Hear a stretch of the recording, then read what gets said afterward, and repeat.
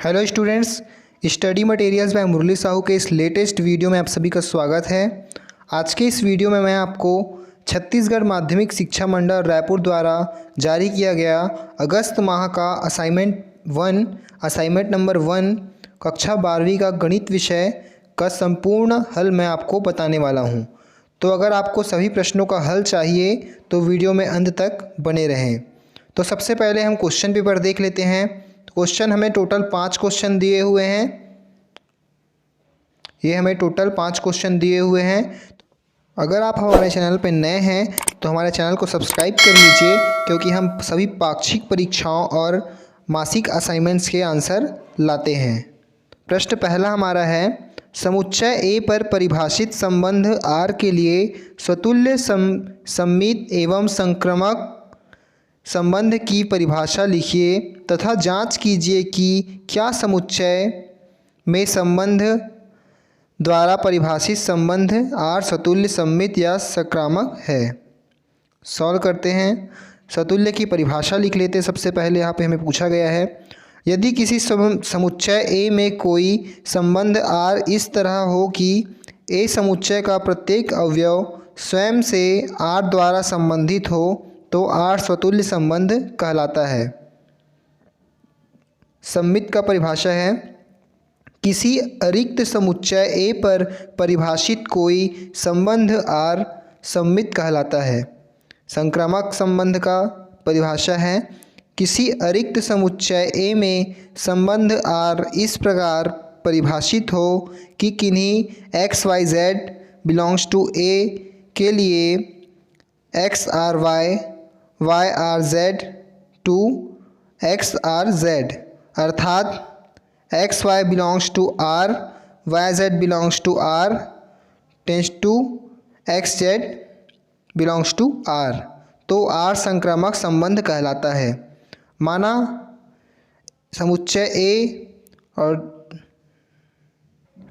1 2 3 4 5 6 और R A B such that B बराबर A plus 1 और A B belongs to A, तो R बराबर समुच्चय 1 2 2 3 3 4 4 5 5 6। स्वतुल्यता, चूँकि 1 बिलोंग्स टू ए परंतु 1 is not belongs to R, इसलिए संबंध आर स्वतुल्य नहीं है। सममितता, चूँकि 1 2 बिलोंग्स टू आर परंतु 2 1 नॉट बिलोंग्स टू आर, इसलिए संबंध आर सममित नहीं है।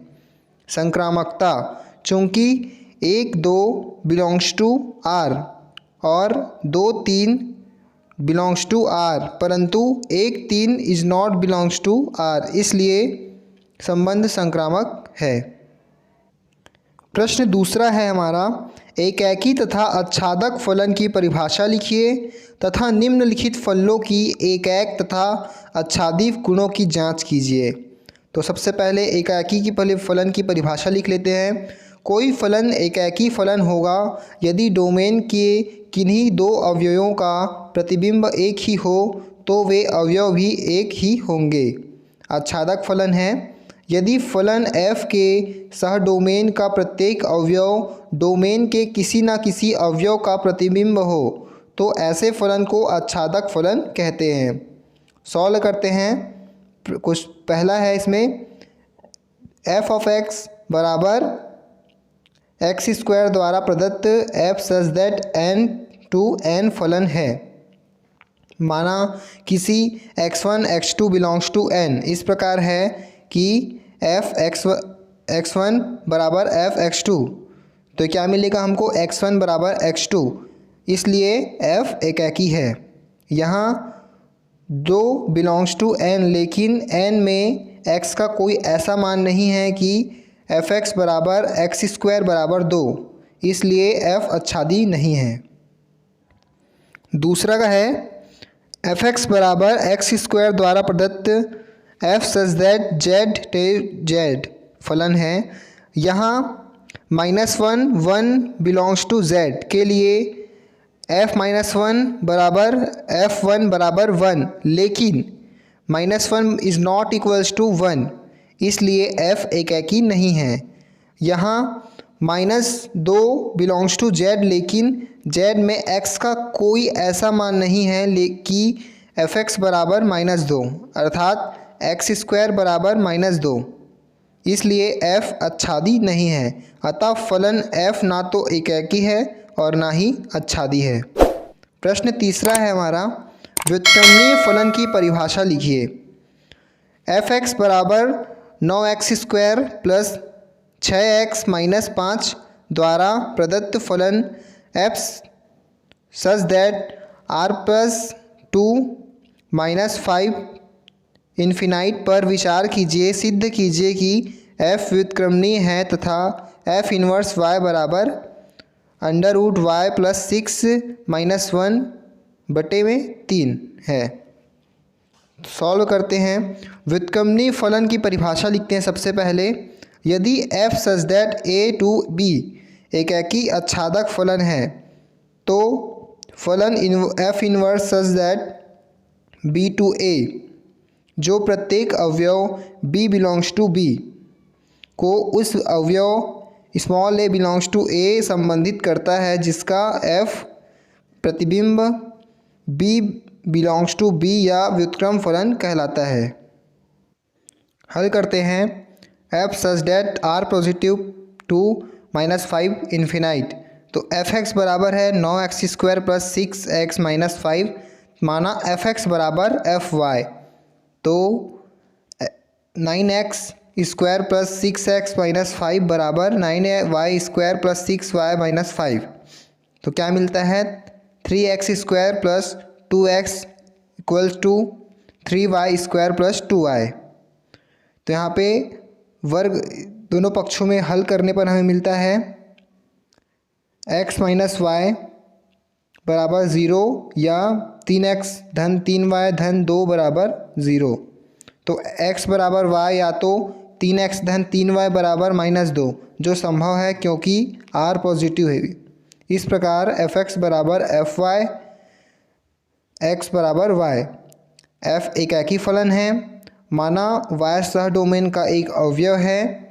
y belongs to -5 to infinite में इस प्रकार है कि y बराबर 9x² प्लस 6x माइनस 5, तो इसको हम इस प्रकार से लिख सकते हैं y बराबर 3x² plus 2 into 3x into 1 plus 1 minus 5 minus 1, तो इसको हम a plus b whole square के रूप में लिख सकते हैं 3x plus 1 whole square minus 6। तो ये मिलेगा हमको 3x plus 1 whole square is equal to y plus 6 पक्षांतर करने पर, तो ये मिलता है हमको x बराबर √y प्लस 6 माइनस 1 बटे में 3। प्रत्येक y belongs to -5 tends to infinite के लिए x बराबर √y प्लस 6 माइनस 1 बटे में 3 बिलोंग्स टू r पॉजिटिव इस प्रकार है कि f(x) बराबर f √y plus 6 minus 1 by 3। तो यहाँ पे x बराबर √y प्लस 6 माइनस 1 बटे 3 रखने पर हमें समीकरण पे रखने पर ये मान प्राप्त होता है। f(x) बराबर y हमें मिल जाता है। अतः आच्छादक फलन है, इसलिए f इनवर्स विद्यमान होगा, माना f का प्रतिलोम फलन f इनवर्स x बराबर y है, तो fy बराबर x। अतः 9y² प्लस 6y माइनस 5 बराबर x।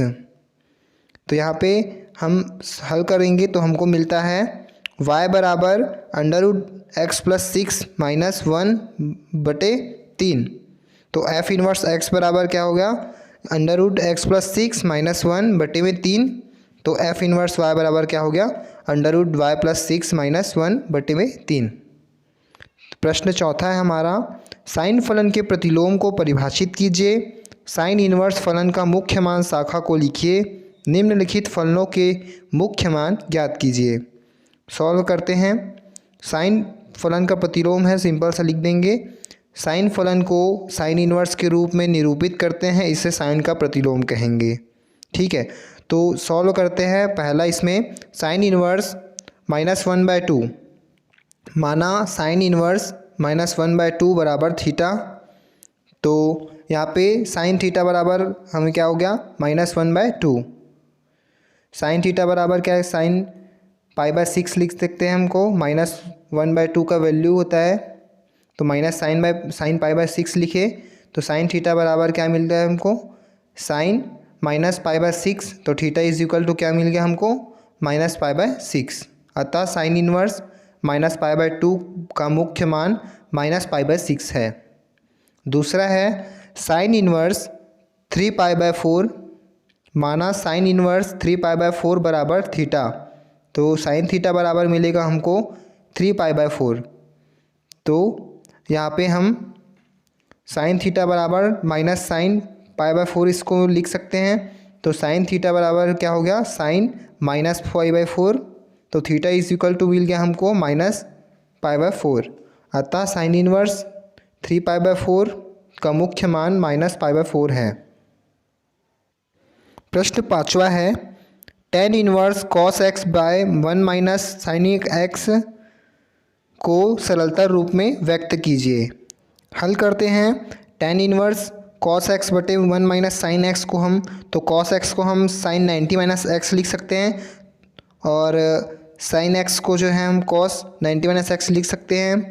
तो ये हमको मिलता है tan इन्वर्स ब्रैकेट में sin π/2 - x बटे में 1 - cos π/2 - x। तो tan inverse 2 sin π/4 - x/2 into cos π/4 - x/2। तो इसको हमने 2 sin θ/2 cos θ/2 के फॉर्म में लिख दिया है।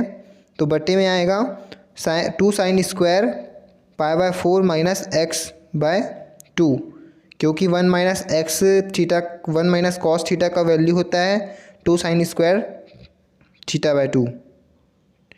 तो ये हमको मिलता है tan इन्वर्स cos π/4 - x/2 बटे में sin π/4 - x/2। तो इस ये cos थीटा बटे sin थीटा क्या होता है, cot थीटा होता है। इसलिए tan इन्वर्स cot π/4 - x/2। तो tan इन्वर्स 90 - थीटा जो होता है cot थीटा होता है, इसलिए यहाँ पे tan inverse tan π/2 - π/4 plus x/2। तो tan inverse tan π/4 plus x/2 मिलता है हमको। तो यहाँ पे हमको मिल गया क्या, π/4 प्लस x/2। दूसरा है समीकरण tan इन्वर्स 1 - x बटे 1 प्लस x बराबर 1/2 tan इन्वर्स x को हल कीजिए। तो यहाँ पे tan inverse 1 - x by 1 plus x बराबर 1/2 tan इन्वर्स x। तो x बराबर tan थीटा रखने पर तो थीटा बराबर क्या होगा, tan इन्वर्स x हो जाएगा। तो यहाँ पे हम x का मान रख देते हैं tan थीटा।